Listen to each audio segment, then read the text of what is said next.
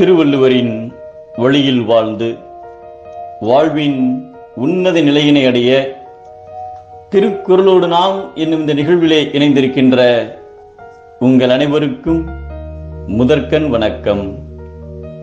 குறள் எண் 659. அதிகாரம் வினை தூய்மை. இந்திய விஞ்ஞானி ஜெகதீஷ் சந்திரபோஸ் அவர்கள் தாவர விஞ்ஞானி என்று அழைக்கப்பட்டவர். அவர் இங்கிலாந்தில் உள்ள கேம்பிரிட்ஜ் பல்கலைக்கழகத்தில் அறிவியல் பட்டம் பெற்று இந்தியா திரும்பி வந்தார். கொல்கத்தா பிரசிடென்சி கல்லூரியில் பேராசிரியராக நியமிக்கப்பட்டார். அச்சமயத்தில் அந்த கல்லூரியில் பணியாற்றி வந்த ஆங்கிலேய பேராசிரியர்களுக்கு அதிக சம்பளம் வழங்கப்பட்டது. ஆனால் இந்திய பேராசிரியர்களுக்கு மட்டும் குறைவான சம்பளம் வழங்கப்பட்டு வந்தது. சந்திரபோஸ் தனக்கு முதலாக தரப்பட்ட குறைவான சம்பளத்தை வாங்க மறுத்துவிட்டார். ஆங்கிலேய நிர்வாகத்திற்கு கட்டுப்பட்டு நான் இந்த சம்பளத்தை வாங்கினால் அது இந்தியர்களுக்கு செய்யப்படும் அநீதியாகிவிடும், ஆகையால் குறைவான சம்பளத்தை நான் வாங்க மாட்டேன் என்று குரல் கொடுத்தார்.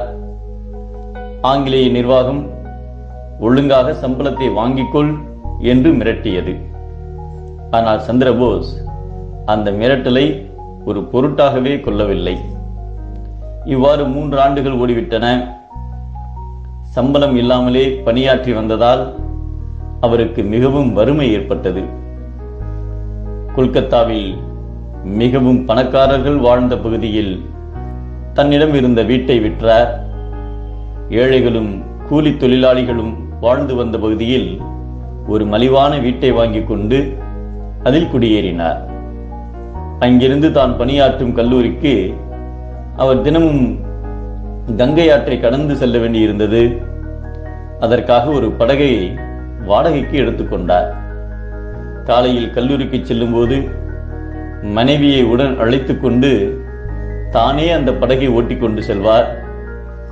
அக்கறைக்கு சென்றதும் படகை மனைவியிடம் ஒப்படைத்துவிட்டு கல்லூரிக்கு செல்வார்.